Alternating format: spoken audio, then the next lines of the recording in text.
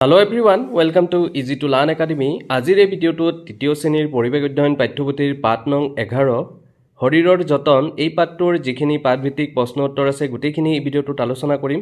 তোমালোকে আৰম্ভণিৰ পৰা শেষলৈকে ভিডিঅ'টো চাবা। যদি তোমালোকে ভিডিঅ'টো ভাল পোৱা তেন্তে ভিডিঅ'টো লাইক কৰি দিবা আৰু যদি চেনেলটো সাবস্ক্ৰাইব কৰা নাই সাবস্ক্ৰাইব কৰি দিবা। ঠিক আছে তেন্তে ভিডিঅ'টো আৰম্ভ কৰো। আমাক প্ৰথম প্ৰশ্নটো কি দিছে 1 নম্বৰ উত্তৰ লিখা। ক নম্বৰ স্বাস্থ্য ভালে ৰাখিবলৈ তুমি অনুশীলন কৰা দুটা কামৰ নাম আমাক লিখিবলৈ কৈছে। তো এই প্ৰশ্নটোৰ উত্তৰ ছাত্ৰ ছাত্ৰীসকল মই কৰি দিছো। তোমালোকে এই ধৰণে প্ৰশ্নটোৰ উত্তৰ লিখিব লাগিব। তোমালোকে 1 নম্বৰত লিখিব পাৰা নিয়মীয়াকৈ খেলা ধূলা আৰু ব্যায়াম কৰোঁ। দ্বিতীয়তে খোৱাৰ আগতে আৰু পাছত সাবুনেৰে ভালদৰে হাত ধুওঁ। তোমালোকে এই ধৰণে ক নম্বৰ প্ৰশ্নটোৰ উত্তৰ কৰিব লাগিব। তাৰপিছত খ নম্বৰ প্ৰশ্নটোত কি কৈছে চোৱা নিজৰ সুৰক্ষাৰ বাবে ল'ব লগা দুটা সাৱধানতাৰ বিষয়ে আমাক লিখিবলৈ কৈছে। তো এই প্ৰশ্নটোৰ উত্তৰো ছাত্ৰ ছাত্ৰীসকল মই কৰি দিছো। তোমালোকে এই ধৰণে প্ৰশ্নটোৰ উত্তৰ লিখিব লাগিব। তোমালোকে 1 নম্বৰত লিখিব পাৰা অচিনাকি ব্যক্তিৰ পৰা কেতিয়াও চকলেট বা আন বস্তু ল'ব নালাগে। দ্বিতীয়তে অচিনাকি ব্যক্তিয়ে গাড়ীত উঠাই নিব খুজিলে গাড়ীত উঠিব নালাগে। তোমালোকে এই ধৰণে খ নম্বৰ প্ৰশ্নটোৰ উত্তৰ কৰিব লাগিব। তাৰপিছত 2 নম্বৰ প্ৰশ্নটোত কি কৈছে চোৱা শুদ্ধ উক্তিটোত ৰাইট চিন দিয়া। ইয়াত আমাক ক খ গ ঘ কেইটামান উক্তি দিছে, আমাক শুদ্ধ উক্তিটোত ৰাইট চিন দিবলৈ কৈছে। তো এই প্ৰশ্নটোৰ উত্তৰো মই কৰি দিছো। তোমালোকে এই ধৰণে প্ৰশ্নটোৰ উত্তৰ কৰিব লাগিব। তোমালোকে ক নম্বৰটোত ৰাইট চিন দিব লাগিব। আহাৰ খালে আমি কাম কৰিবলৈ শক্তি পাওঁ। এইটো যেহেতু শুদ্ধ উক্তি গতিকে তোমালোকে ৰাইট চিন দিব লাগিব। খ নম্বৰটোত যতে ততে থুক একাৰ পেলাব লাগে। এইটো অশুদ্ধ উক্তি গতিকে তোমালোকে কাটা চিহ্ন দিব লাগিব। তাৰপিছত গ নম্বৰ উক্তিটো কি কৈছে চোৱা অচিনাকি ব্যক্তিয়ে কৰবালৈ যাবলৈ লগ ধৰিলে যাব লাগে। এইটো অশুদ্ধ উক্তি গতিকে তোমালোকে কাটা চিহ্ন দিব লাগিব। অচিনাকি ব্যক্তিয়ে কৰবালৈ যাবলৈ লগ ধৰিলে আমি যাব নালাগে। তাৰপিছত ঘ নম্বৰ উক্তিটো কি কৈছে চোৱা মহৰ উৎপাত কমাবলৈ ধূপ ধূনা দিব লাগে।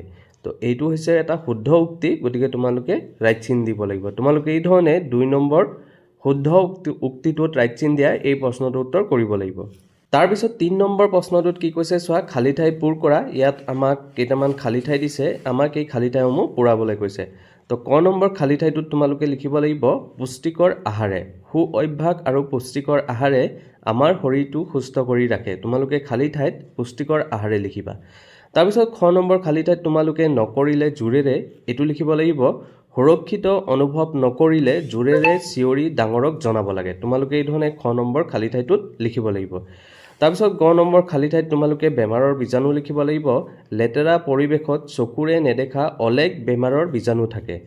তাৰপিছত ঘ নম্বৰ খালী ঠাইটোত তোমালোকে চাবোনেৰে পৰিষ্কাৰকৈ হাত ধুব লাগে। এইটো লিখিব লাগিব শৌচ কৰাৰ পাছত চাবোনেৰে পৰিষ্কাৰকৈ হাত ধুব লাগে। তাৰপিছত ঙ নম্বৰ খালী ঠাইটোত তোমালোকে জিৰণি লিখিব লাগিব। শুলে শৰীৰে জিৰণি পায়। তোমালোকে এই ধৰণে 3 নম্বৰ খালী ঠাই পূৰ কৰা এই প্ৰশ্নটোৰ উত্তৰ কৰিব লাগিব।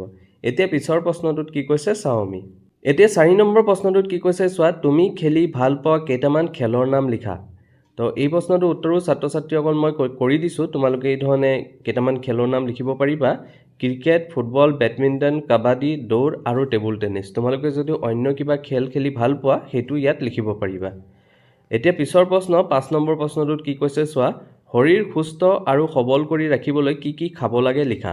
তো এই প্ৰশ্নটোৰ উত্তৰ তোমালোকে এই ধৰণে লিখিব লাগিব শৰীৰ সুস্থ আৰু সবল কৰি ৰাখিবলৈ হ'লে আমি পুষ্টিকৰ আহাৰ, পৰ্যাপ্ত পৰিমাণে বিশুদ্ধ পানী, সতেজ শাক পাচলি আৰু ফল মূল খাব লাগে।